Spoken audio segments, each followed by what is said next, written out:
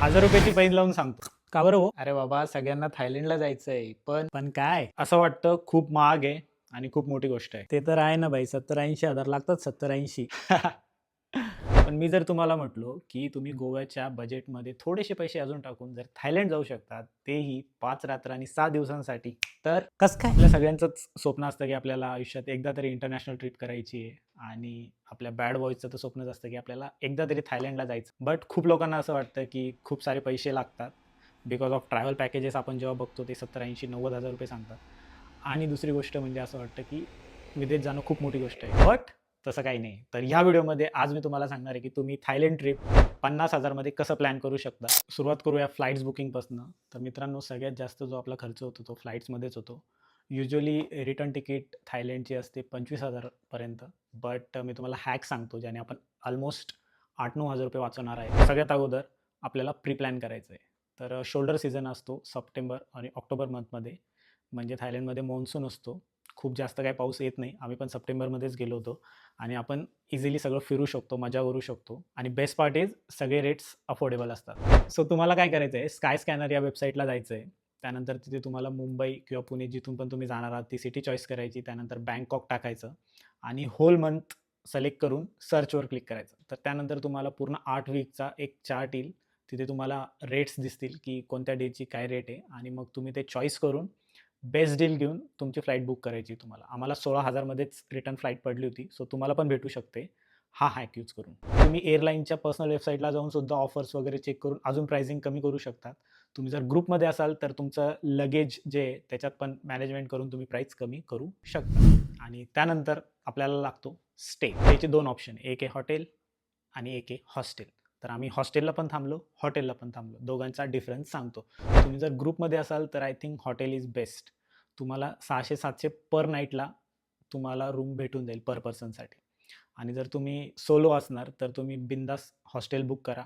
600-700 मध्ये best बॅकपॅकर hostel तुम्हाला भेटून जाईल. आपण याचा बजेट ठेवला आहे ₹5,000 5 नाईटसाठी. त्यानंतर बोलूया आपण व्हिसा. सो गुड न्यूज अशी आहे की सध्या इंडियनसाठी व्हिसा फ्री आहे थायलंडमध्ये. व्हिसा ऑन अरायव्हल आहे. फॉर्म असतो TDAC, Thailand digital arrival card, जो एकदम इझी आहे भरायचा. एकदम इझी प्रोसेस आहे. तर 2-3 दिवस आधी तुम्हाला तो फॉर्म भरायचा आहे आणि बिंगो ॲप्स आणि ई-सिम. तर ॲप्स तुम्हाला लागणार आहे ग्रॅब, बोल्ट, Booking.com, हॉस्टेलवर्ल्ड आणि गुगल मॅप्स. हे 5 इम्पॉर्टंट ॲप्स आहे. आत्ताच डाउनलोड करा आणि तुमचं रजिस्ट्रेशन करून ठेवा. का? कारण की आपण घेणार आहे ई-सिम. ई-सिम आम्हाला पडलं होतं ₹210 अनलिमिटेड डेटा. बट त्यात एकच प्रॉब्लेम असतो, OTP तुमच्या फोनला येत नाही आणि तुम्ही कॉलिंग नाही करू शकत. WhatsApp कॉलिंग वगैरे ऑल गुड. तुम्ही जर ग्रुपमध्ये असाल तर आय विल सजेस्ट की तुम्ही 3 ई-सिम घ्या आणि एक नॉर्मल सिम घ्या, जिथे कॉलिंग वगैरे करू शकता. सो हा मॅनेजमेंटचा विषय तो तुम्ही नंतर डिसाईड करू शकता. बट फॉर ई-सिम आपण फक्त 210 किंवा ₹500 खर्च करू. सो सिमसाठी ₹500 आपण बजेट ठेवलेला आहे. त्यानंतर कॅश आणि कार्ड. सो तुम्हाला इमिग्रेशनला विचारू शकतात की तुमच्याकडे किती कॅश आहे बातमध्ये. सो 10,000 बात त्यांचं मिनिमम रिक्वायरमेंट आहे, तुमच्याकडे असायला पाहिजे. सो आय थिंक तुम्ही तेवढी कॅरी करा 10,000 बात आणि उरलेले पैसे फॉरेक्स कार्डमध्ये ठेवा. सो आता आम्ही जे यूज करतो ते निओ कार्ड यूज करतो, बेस्ट आहे. DCB बँकचं येतं ते, 0 मार्कअप फी लागते त्याला. आणि जर तुम्ही थायलंडमध्ये पैसे विड्रॉ करशाल तर त्याची एक फिक्स फी आहे 250 बात पर ट्रान्झॅक्शन.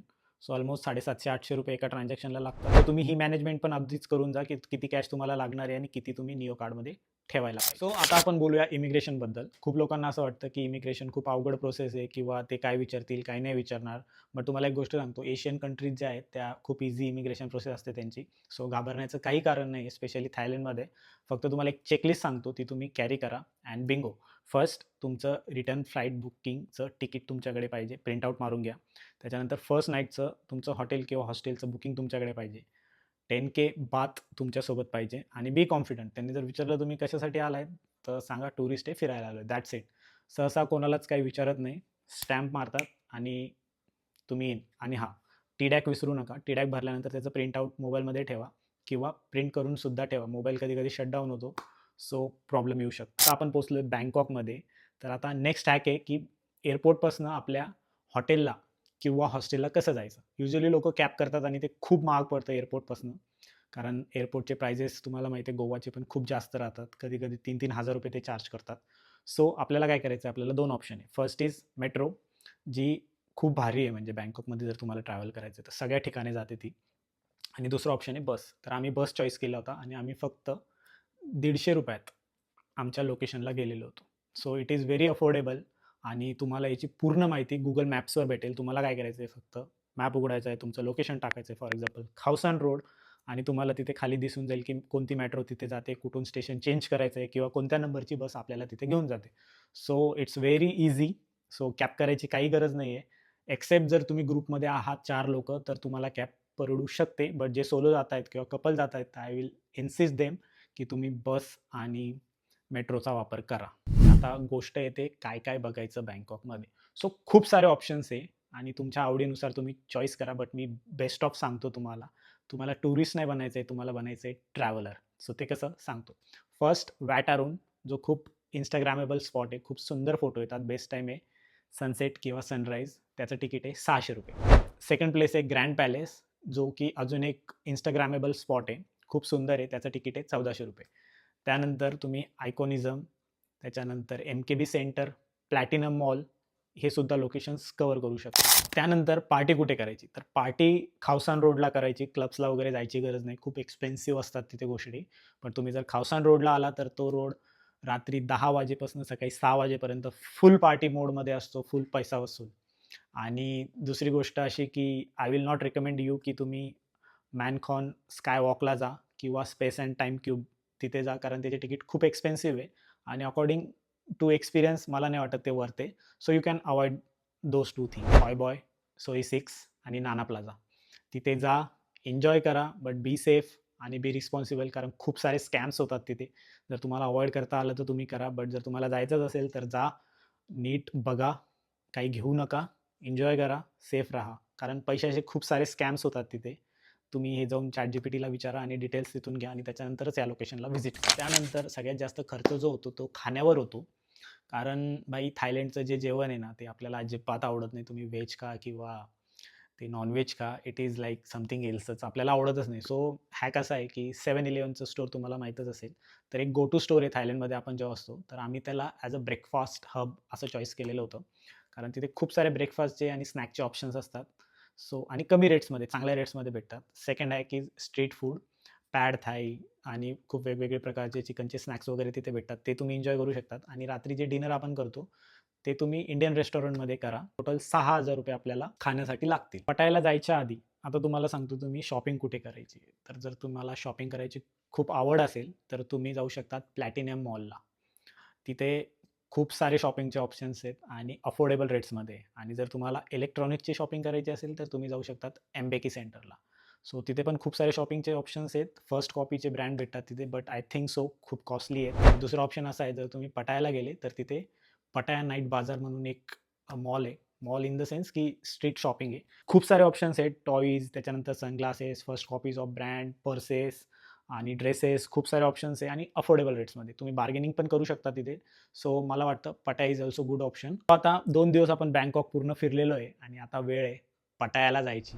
सो सांगतो कसं जायचं. तर तुम्ही जर कॅबने जाल तर ऑलमोस्ट ₹6000-7000 लागून जातात. अगेन तुम्ही जर ग्रुपमध्ये आणि तुम्हाला वाटतंय तुमच्याकडे बजेट आहे, तर तुम्ही कॅब करा आणि जा. Or else the best option is तुम्ही तुमच्या हॉटेलपासनं एकामाई बस टर्मिनलला जा. तिथे प्रत्येक अर्ध्या तासाला एक बस जाते पटायासाठी, जिचं तिकीट आहे फक्त ₹300 ते ₹450 डिपेंडिंग ऑन बस. आणि तुम्हाला ती साधारण 3 तासातच पटाया पोहोचून देते. एकदम रस्ता एकदम भारी आहे. तुम्हाला काही वाटणारच नाही की बसने जाताय की का, कारण तो एक वेगळा एक्सपिरियन्स आहे.